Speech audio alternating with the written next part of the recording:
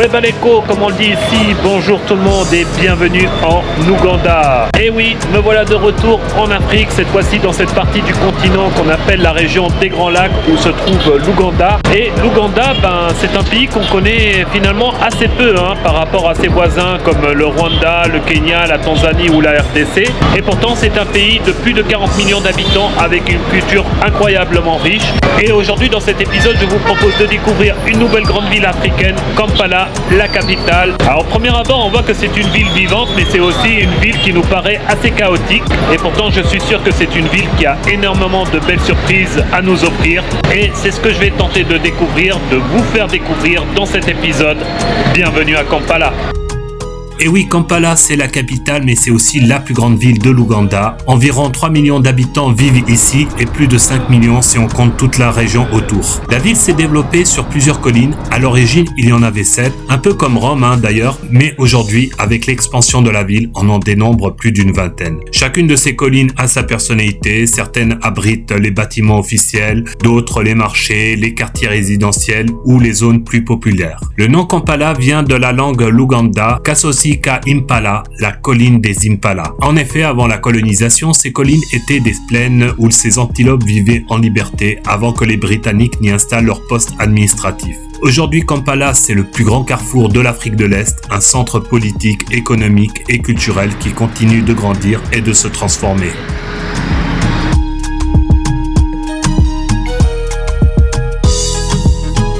Et la première chose qui nous surprend lorsqu'on arrive ici à Kampala, c'est le climat. Et franchement, le climat, il est super agréable ici. Vraiment rien à voir avec le climat que j'ai connu lors de mes précédents voyages en Afrique de l'Ouest. Ici, pendant la journée, la température ne dépasse pas 27-28 degrés. Et le soir, comme il fait 20 degrés, il n'y a même pas besoin de dormir avec la clim. Et bien que Kampala soit situé juste au-dessus de l'équateur, en plein cœur de l'Afrique, ce climat, il est dû notamment à l'altitude de Kampala, puisque la ville est à 1200 mètres d'altitude et à cette hauteur on a quand même un climat beaucoup plus agréable, même sous l'équateur.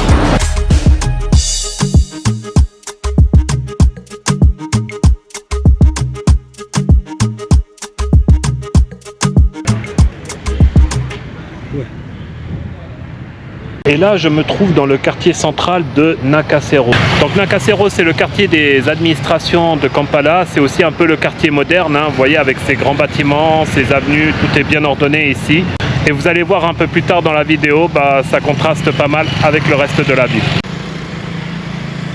Et oui, Nakasero, en effet, c'est un peu la vitrine officielle de Kampala. C'est ici que tout se décide, le Parlement, les ministères, les ambassades. C'est un quartier bien entretenu, verdoyant et plutôt calme, perché sur l'une des collines centrales de la ville. Mais au-delà de son côté institutionnel, c'est aussi une zone en pleine mutation où s'installent de nouveaux hôtels, des entreprises locales et quelques cafés et restaurants modernes. Et on sent qu'ici, Kampala cherche à afficher un visage plus structuré et plus international. Et ce contraste, on va vite le ressentir en quittant Nakasero pour rejoindre les quartiers plus populaires du centre-ville. Alors derrière moi se trouve le monument de l'indépendance de Kampala. Il faut savoir que l'Ouganda a obtenu son indépendance en 1962 et ce monument il date donc de cette période juste après l'indépendance de l'Ouganda. Comme vous voyez, ce monument il représente une mère qui tient son enfant et qui le libère en fait tout simplement des chaînes du colonialisme britannique.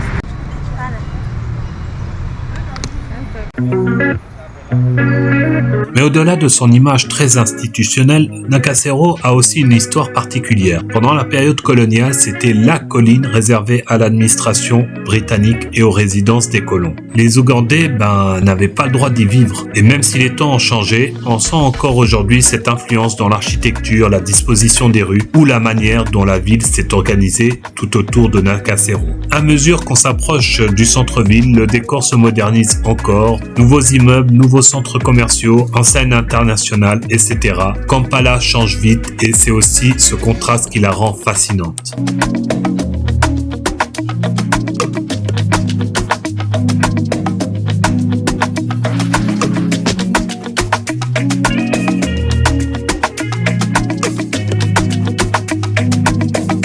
quittant Nakasero, on descend vers le centre-ville. Mais peu à peu, les rues deviennent plus animées et plus chargées. On sent qu'on approche du cœur vivant de Kampala, là où la ville s'accélère, et c'est là que se trouve le Old Taxi Park, le véritable poumon de Kampala.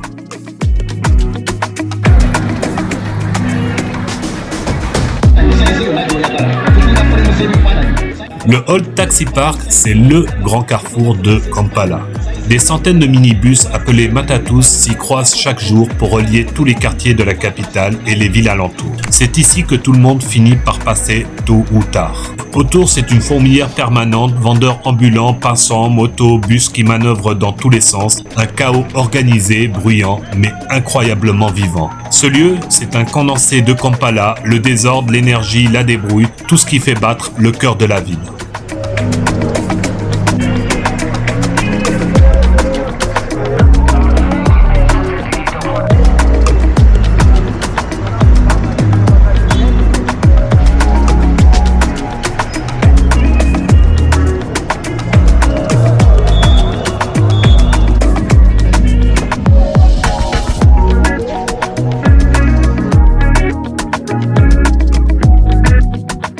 Et tout autour du Old Taxi Park, dans ce dédale de rues et de marchés, au milieu du bruit et des mouvements constants, on croise souvent la communauté indienne. Présente ici depuis plus d'un siècle, elle fait partie du paysage de Kampala. En tout cas, ce que j'ai remarqué dans ce quartier, c'est qu'il y a une communauté indienne assez présente. En témoigne les temples hindous qu'il y a ici. Il y en a un grand juste en face de moi, il y en a un autre juste derrière. Alors même si cette comparaison elle n'engage que moi, je trouve que les Indiens ils sont en Afrique de l'Est ce que les Libanais sont en Afrique de l'Ouest. À savoir une communauté intégrée, implantée depuis plusieurs générations dans le pays, qui est très active économiquement, notamment dans le commerce et l'entrepreneuriat.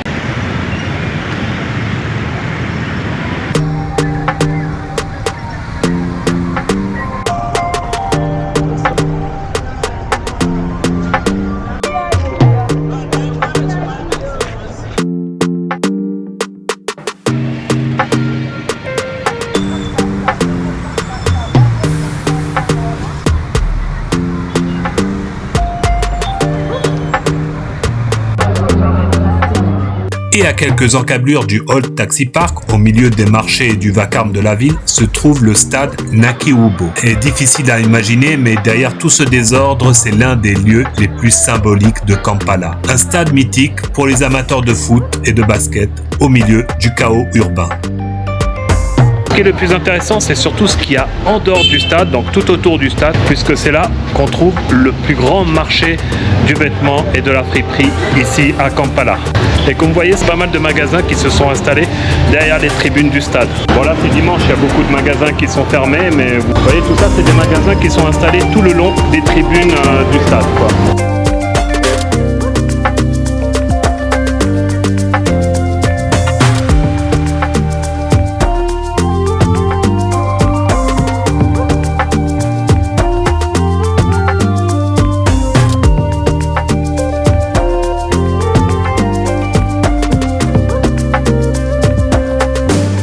Et voilà, fin de la journée ici à Kampala. Donc là, je me trouve sur la terrasse de mon hôtel, le Victoria Muse Hotel, qui est situé en plein centre-ville de Kampala. Là, je suis au-dessus du marché. Donc vous voyez, le marché qui ne s'arrête jamais, jamais, jamais de tourner, même le soir.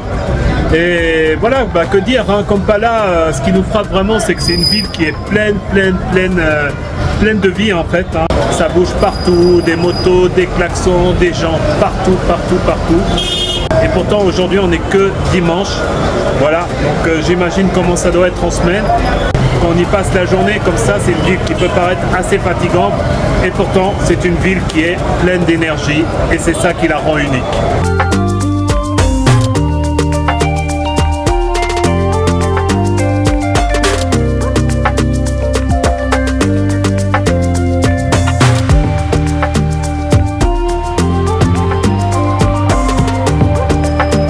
Donc là, je viens de quitter mon hôtel. Là, j'ai pris un mototaxi qu'on appelle ici les Boda Boda, direction Kadhafi Mosque.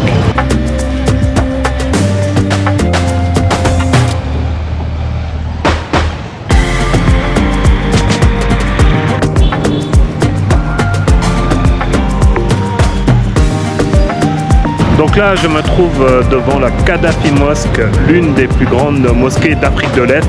Elle a été construite dans les années 2000, donc elle est relativement assez récente. Elle avait été financée par Muammar Kadhafi, l'ancien président de la Libye. And on it is the Gaddafi Mosque. This mosque was a foundation that was started off by the late president of Uganda called Idi Amin Dada. So when he came to power, that was in 1971, back in the days Muslims had divided themselves into different structures. So Idi Amin's dream was to bring these guys together, form one body, which is the Uganda Muslim Supreme Council.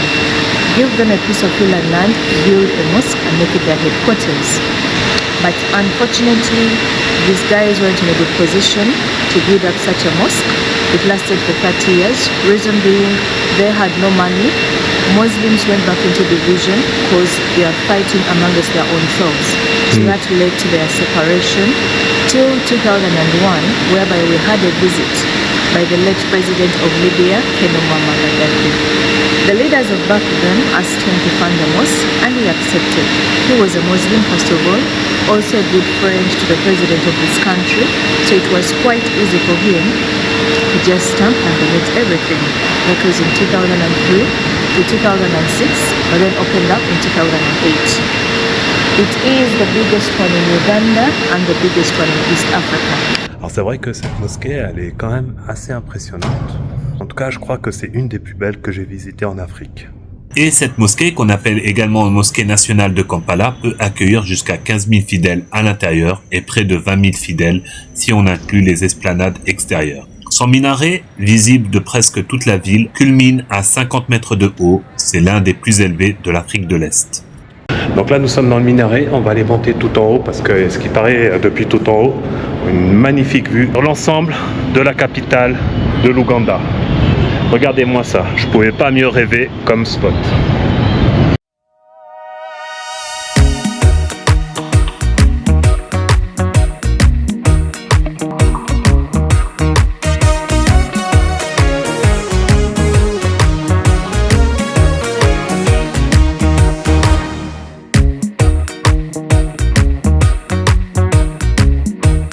Et Kampala, c'est aussi une ville d'histoire. En quittant les hauteurs de la mosquée, on redescend vers un autre symbole fort du pays, le palais de Mengo. C'est ici qu'a longtemps régné le roi de Buganda, l'un des royaumes les plus puissants, les plus influents et les plus anciens d'Afrique de l'Est. Et là, nous sommes devant l'ancien palais royal de Mengo. Et ici, c'était l'ancienne résidence du roi de Buganda, donc l'un des royaumes historiques du pays qui donnera bien sûr le nom à l'Ouganda. This is the map of Uganda as a nation. And this is the map of Buganda Kingdom. Yeah. Okay. In Uganda, we have 5 kingdoms. Buganda Kingdom is the biggest, covers 20% of the nation. Buganda Kingdom, the ladies are not allowed to put on trousers in the palace. Okay. Yeah. Okay. So that's why whenever they come here with the trousers, we always cover them to their waists. Okay. Et bien avant l'époque coloniale britannique, le royaume du Buganda possédait déjà une organisation politique solide, un système administratif et une armée structurée, et à sa tête un roi, le Kabaka, à figure à la fois politique et spirituelle du peuple Baganda. Au 19e siècle, le Buganda étend son influence sur une grande partie du centre et du sud du pays jusqu'aux rives du lac Victoria. Lorsque les Britanniques arrivent, c'est avec ce royaume puissant qu'ils choisissent de négocier. En 1894, le Buganda devient le cœur du protectorat britannique d'Ouganda, tout en conservant une certaine autonomie politique sous l'autorité du Kabaka. Le palais royal de Mengo, ici sur la colline du même nom, en est le cœur historique. Un premier palais avait été construit à la fin du 19e siècle par le roi Mwanga II, mais il fut détruit dans un incendie. L'édifice actuel que vous voyez date des années 20, reconstruit sous le règne de son successeur Daoudi Shoa II. Depuis, Mengo est resté un lieu hautement symbolique, un témoin de l'histoire de Buganda, mais aussi plus largement de celle de tout l'Ouganda. Et c'est sous le règne du président Idi Amin Dada que le palais de Mengo perd de son prestige pour devenir l'un des lieux les plus redoutés d'Ouganda. Dans les années 1970, le dictateur y installa son service de renseignement, le tristement célèbre State Research Bureau. Derrière les murs du domaine, un bunker souterrain fut aménagé, un long tunnel humide sans lumière où des centaines de prisonniers politiques furent enfermés. On raconte que l'eau y montait parfois jusqu'aux genoux et que les détenus restaient là pendant des jours sans savoir s'ils reverraient un jour la lumière du jour. Ce lieu, autrefois symbole du pouvoir du Bouganda, est devenu sous Amin Dada un symbole de terreur et de silence. Et voilà, fin de la visite du palais royal de Mengo. En tout cas, super intéressant. L'entrée du palais coûte à peu près 10 $, mais pour ce prix, on a un guide qui nous explique un petit peu l'histoire du royaume de Bouganda. Pour ce prix-là, je trouve que ça vaut largement la peine de faire cette visite.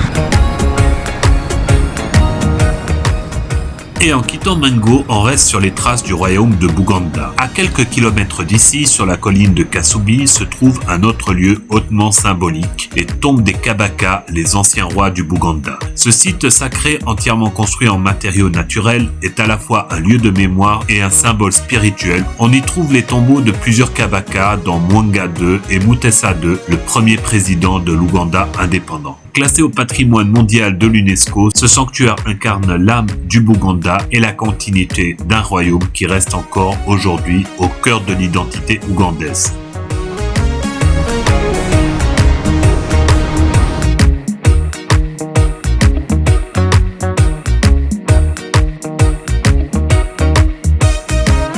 Et en traversant Kampala à moto, on comprend vite que la ville ne cesse de bouger, mais derrière ce chaos apparent, on sent pourtant une vraie transformation. Une capitale qui se modernise, où les vieilles rues croisent des nouveaux quartiers d'affaires. Kampala change, et ce changement, on le voit dans son architecture, dans son énergie et dans ces nouveaux lieux qui incarnent la modernité.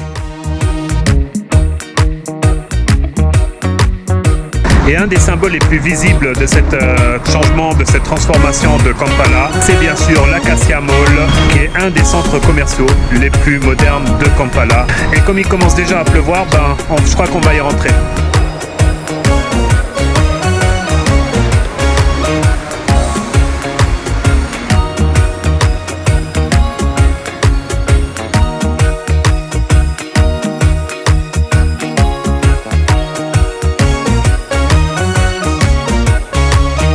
Et c'est ici, dans le centre commercial de l'Acacia Mall, que se termine ce premier épisode de voyage en Ouganda, ici à Kampala. Alors, quelles sont mes impressions sur Kampala? Donc franchement, Kampala, ça m'a bien surpris. Vous voyez, c'est une grande ville qui est très vivante, très contrastée, parfois même un peu chaotique. Mais surtout, c'est une ville pleine d'énergie et de caractère. Et c'est ça qui la rend unique. Et dans le prochain épisode, nous allons quitter Kampala pour aller à Jinja, à 80 km de là, au bord du lac Victoria. Vous verrez, c'est super joli. En attendant, portez-vous bien et je vous dis à très bientôt. Bye.